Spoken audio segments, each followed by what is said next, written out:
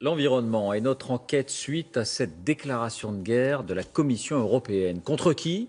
Contre les espèces invasives. Bruxelles vient de publier une première liste de 37 espèces ou plantes. 27 sont présentes en France. Cela va des ragondins d'Amérique du Sud aux écrevisses de Louisiane, en passant bien sûr par le fameux frelon asiatique. Enquête Simon Ricotier, Tatiana Daligo. C'est l'un des plus beaux parcs naturels de France.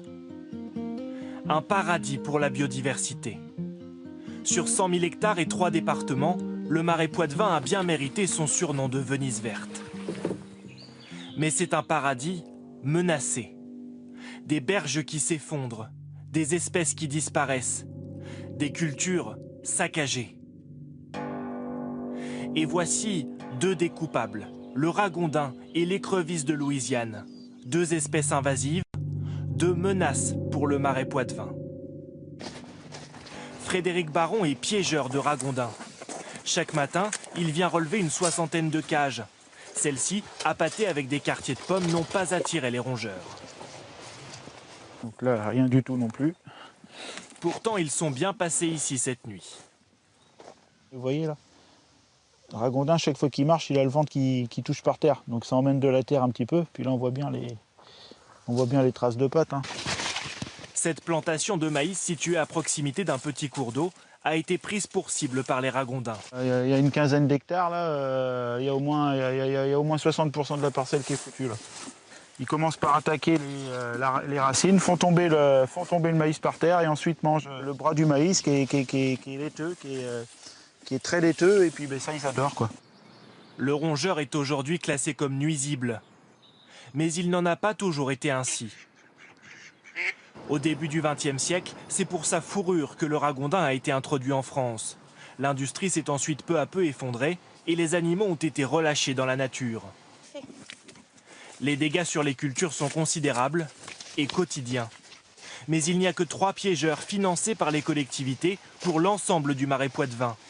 Pas suffisant pour éradiquer une espèce qui se reproduit très rapidement.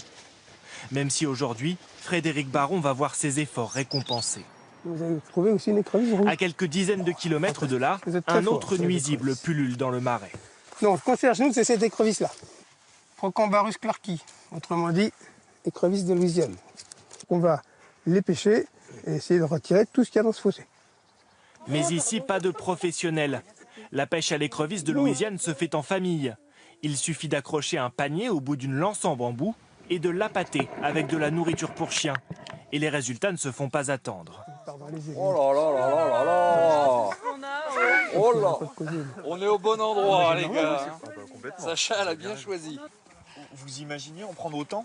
Non, pas autant, mais c'est bien pour éradiquer l'espèce à cause de la biodiversité, parce qu'apparemment ça fait énormément de dégâts. Introduite en Espagne pour sa chair à la fin du XXe siècle, l'écrevisse de Louisiane a peu à peu colonisé l'Europe. Elle mange tout ce qu'elle trouve, abîme les berges en creusant des galeries et surtout se reproduit très vite, elle aussi. Une écrevisse de Louisiane, un mâle à 2 mois se reproduit, une femelle à 6 mois. Donc ça peut aller très très vite avec 2 reproductions par an. 2 pontes par an, entre 250 et 400 œufs par femelle. Vous imaginez. Heureusement, elle est comestible. On ne mourra pas de faim ce soir. Tout ce qu'il faut là. À condition de ne pas se faire pincer en l'attrapant. Voilà.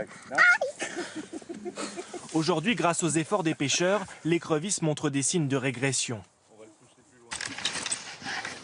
Le piégeage des ragondins, en revanche, prend plus de temps. Frédéric Baron découvre justement l'une de ces cages occupées.